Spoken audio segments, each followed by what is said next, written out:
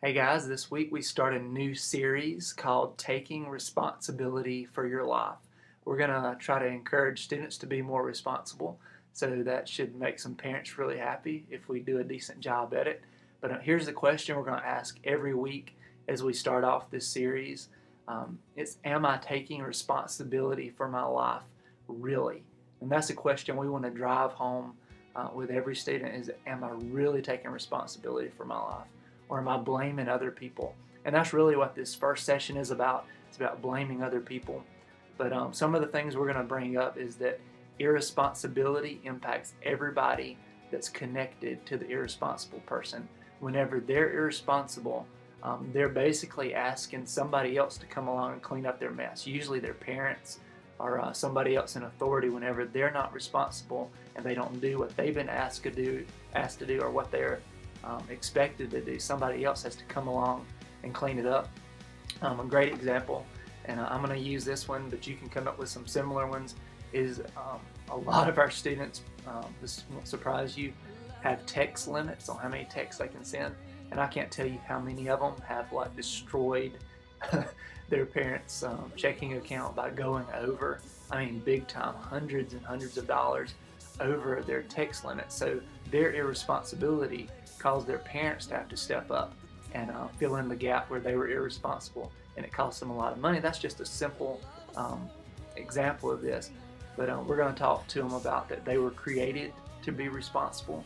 And if you go back to the Garden of Eden in Genesis, that God gives us responsibility over all the animals and all the land, and there was responsibility before there were any laws.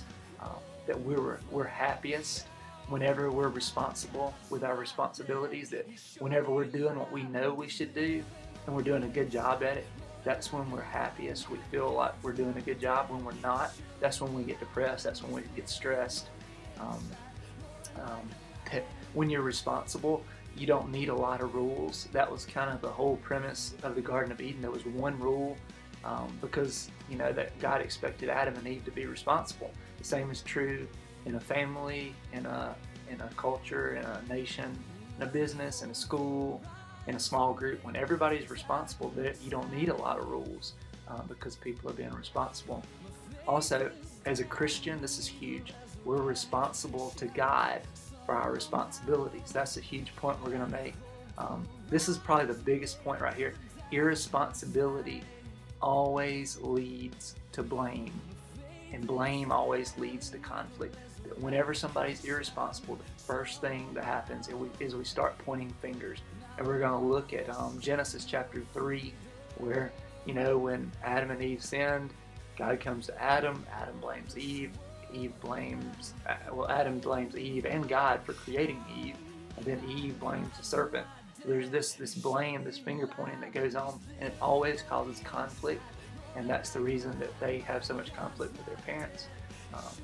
Blame is actually shifting responsibility away from yourself. That's what blame is. It's taking your responsibility and laying it on somebody else. So those are some huge points, a lot of stuff to get across during this series. And this is just the first session. So we're going to talk to them about some of the things they are responsible for, that as far as taking advantage of their educational opportunities, learning to manage their money and their parents' money wisely, use their abilities to honor God, protect their sexual purity is one thing, take care of their body and their health, obey their authorities. Those are all things that they've been given responsibility for according to God. Also, we're going to give them some homework this week, and this is something you need to reinforce in small group.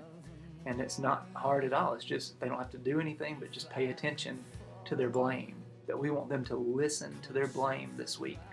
From Wednesday night till the next Wednesday night, we want them to start listening to all the times during the day that they blame somebody else for something.